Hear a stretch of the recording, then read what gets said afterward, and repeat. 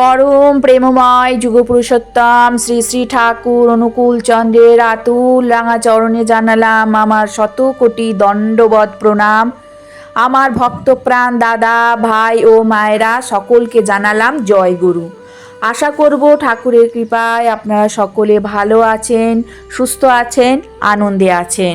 আজকে আমরা ইষ্ট প্রসঙ্গে আলোচনা করব অল্প স্যালারিতে আমাদের জীবন কিভাবে আনন্দে কাটাবো তার চাবিকাঠি পরম পূজ্যপাদ শ্রী শ্রী আচার্যদেব আমাদের দিলেন। কি সেই চাবিকাঠি? আলোচনার বিষয়বস্তুই হলো এটা। আমাদের জীবনে বেঁচে থাকতে গেলে অর্থের প্রয়োজন অবশ্যই আছে। অর্থ আয় করা যেমন জানতে হয়, তেমনি অর্থ কোথায় ব্যয় করব, কিভাবে বা কখন ব্যয় করব সেটাও আমাদের খুব ভালোভাবে জানতে হয়। অর্থ কোথায় ব্যয় করব এর উত্তরটা যদি আমাদের কাছে ভালোভাবে জানা থাকে, তাহলে আমরা যত টাকা আয় করি না কেন আমাদের সঞ্চয় বলে কিছুই থাকবে না। আর প্রত্যেকের জীবনেই সঞ্চয়ের একটা গুরুত্বপূর্ণ ভূমিকা থাকে। দেখা যায় অনেকে খুব অল্প আয় করেও খুব সুন্দর জীবন যাপন করছেন, তার জীবনে সব ঠিকঠাক আছে। আবার দেখা যায় অনেকে প্রচুর অর্থ আয় করছেন, কিন্তু তার জীবনটা ঠিকঠাক নেই, তার জীবনটা বড়ই গোলমেলে, এলোমেলো। এর মানেই তিনি আয় করাটা জানেন, কিন্তু তা কিভাবে কোথায় ব্যয় করতে হবে সেটাই তার অজানা। আমাদের জীবনে এরকম অনেক জানা অজানা থাকে, সেই জন্যই আমাদের ঠাকুরের শরণে আসতে হয়। ঠাকুরের কাছে এলে এরকম অজানা জিনিসের উত্তর সহজেই পেয়ে যায়। অনেকেরই অনেক বাজে ধরনের অভ্যাস থাকে, যার কারণে টাকা পয়সা জলের মতন বেরিয়ে যায়। কিন্তু ঠাকুরের কাছে এসে আমরা যদি নিজেদের জীবনকে নিয়ন্ত্রিত করতে পারি, তাহলে কিন্তু সেই রাস্তা থেকে আমরা অনেকটাই দূরে থাকতে পারি। আজকে এরকমই একটি প্রশ্নের উত্তর দিলেন পরম পূজ্যপাদ শ্রী শ্রী আচার্যদেব। পরম পূজ্যপাদ শ্রী শ্রী আচার্যদেব কি বললেন সেটা আজকে এই আলোচনার মাধ্যমে সকলে জানব। এক দাদা জানালেন, টাকা পয়সা হাতে থাকে না, মাঝে মাঝেই শরীর ভালো থাকে না, অসম্ভব দুশ্চিন্তায় ভোগেন তিনি। এর থেকে মুক্তির উপায় কি? আচার্যদেব বলছেন, তোমার মনের যুক্তিটা ঠিক নেই। সেটা যখন ঠিক হয়ে যাবে তখন আর কোনো কিছুর সাথে যুদ্ধ করতে হবে না। তোমার মনের যুক্তিটা তো সব সময় টলমল করছে, তাই তুমি কখনো জ্যোতিষীর কাছে যাচ্ছ, কখনো বাবাজির কাছে দৌড়াচ্ছ, কখনো এই মন্দিরে কখনো ওই মন্দিরে এই করছো। তাহলে তুমিই বলো, তোমার মনের যুক্তিটা কি কোথাও স্থির আছে? দাদাটি অনেক আংটি পরে আছেন, পাথর তাবিজ পরে আছেন।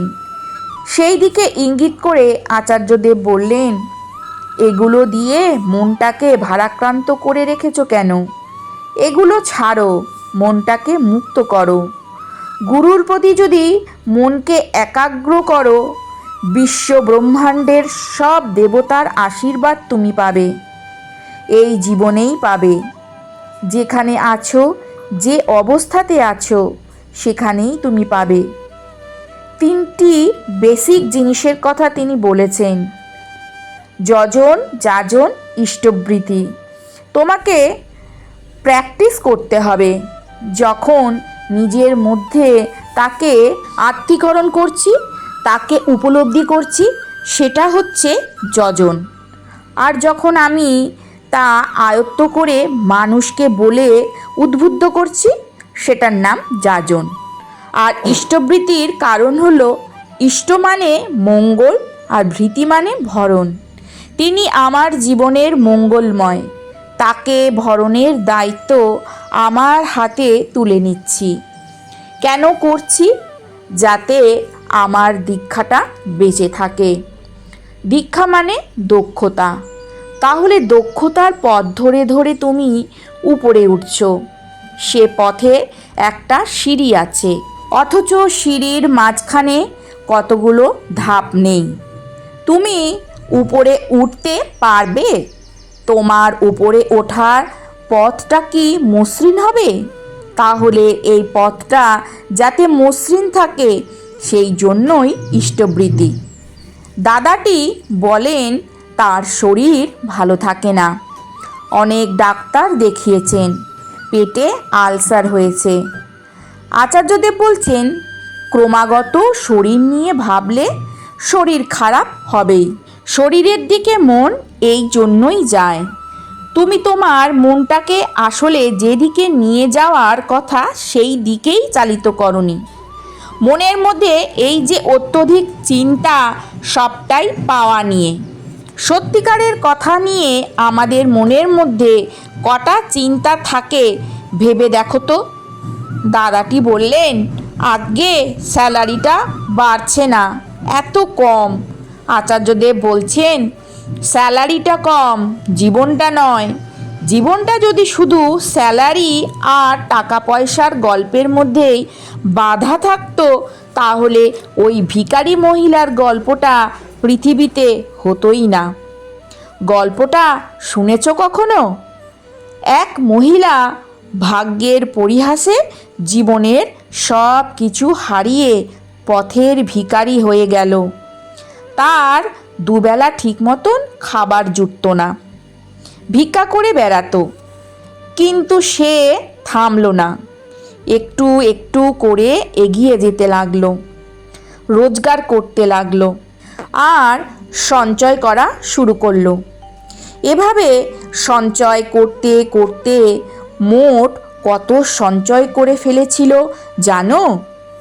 20,252 কোটি টাকা। তার থেকেও আশ্চর্যের বিষয় কি জানো? এত টাকা রোজগারের পর অর্থ সম্পর্কে তার উপলব্ধিটা ছিল এই রকম, সম্পদে সুখ নেই। তাহলে তুমি যে সুখের সন্ধানী হয়ে দুশ্চিন্তাগ্রস্ত হচ্ছ তাতে কিন্তু সুখ নেই। স্যালারি নিয়ে দুশ্চিন্তা করলে স্যালারি বাড়বে না, বরং ওই স্যালারির মধ্যে কিভাবে সুস্থভাবে চললে আনন্দের সাথে চলতে পারবে সেগুলোকে নিয়ে ভাবো। আর সামাজিক কার্যক্রমগুলোর সাথে যুক্ত হও। এভাবে চললে দেখবে সবার সাথে মিলে মিশে চলতে চলতে জীবনের একটা সুযোগ এসে গেছে। এখন তুমি তো তোমাকে নিয়ে ভাবছো, এবার তুমি ঠাকুরকে নিয়ে ভাবো। তুমি তাকে ভাববে, তিনি ভাববেন তোমার কথা। জীবনটা কি এত দুশ্চিন্তার, এত সংশয়ের নাকি? কত সুন্দর জীবন! যাও উপভোগ করো জীবনটাকে। আচার্যদেবের এই কথাগুলো আমাদের কাছে সত্যি শিক্ষণীয়। পরমপিতা আমাদের এই জীবনটাকে খুব সুন্দর করে পাঠিয়েছেন, কিন্তু আমরা নিজেদের দোষেই আমাদের জীবনটাকে দুর্বিষহ করে ফেলি। জীবন থাকলে ছোট ছোট সমস্যা থাকবেই, কিন্তু সেই ছোট ছোট সমস্যাকে আমরা নিজেরাই অনেক বড় সমস্যা বানিয়ে ফেলি। আর সেই কারণেই আমাদের নিজেদের জীবনে, আমাদের পরিবারে নেমে আসে দুঃখের ছায়া। আর তখনই আমরা ভাবি যে আমাদের জীবনে আর কোনো ভালো কিছু হবে না, ভাগ্যের দোষ দিই। কিন্তু আমরা ভুলে যাই আমাদের মাথার উপর ঠাকুর আছেন। তিনি আমাদের যজন যাজন ইষ্টবৃত্তির বিধান দিয়েছেন। সেইগুলো মেনে আমরা যদি ঠাকুরকে মাথায় নিয়ে জীবনে চলি তাহলে কিন্তু আমাদের জীবনটা বদলে যেতে পারে। অনেক অল্প আয়েও আমাদের জীবনটা সুখে, স্বাচ্ছন্দ্যে ও আনন্দে কাটতে পারে, কিন্তু সেটা হবে তখনই যখন আমরা তার পথে চলব। তিনি যেভাবে চলতে বলছেন আমাদের চলাটা যেন সেইভাবেই হয়, তবেই আচার্যদেব যেমন বলেছেন আমাদের জীবনটা তেমনই হতে পারে। তাহলে পরম পূজ্যপাদ শ্রী শ্রী আচার্যদেব আমাদের কি বললেন? অল্প স্যালারি হলেও তাতে কিন্তু দুশ্চিন্তা করে কোনো লাভ নেই। অল্প স্যালারিতেও কিন্তু আমরা সুস্থভাবে সুন্দরভাবে নিজেদের জীবনটাকে অতিবাহিত করতে পারি। আজকে আলোচনাটা এইটুকুই। আশা করব আজকের আলোচনাটা আপনাদের ভালো লাগবে। যদি ভালো লাগে তাহলে অতি অবশ্যই একটা করে লাইক করবেন, কমেন্ট করবেন, বেশি বেশি করে শেয়ার করবেন। কালকে আসবো আবার আরেকটি নতুন আলোচনা নিয়ে। সবাই ভালো থাকুন, সুস্থ থাকুন, আনন্দে থাকুন। ঠাকুরের কাছে এই প্রার্থনা করি, ঠাকুর যেন সদা সর্বদাই আপনাদের ভালো রাখেন, সুস্থ রাখেন, আনন্দে রাখেন। জয় গুরু, বন্দে পুরুষোত্তমম।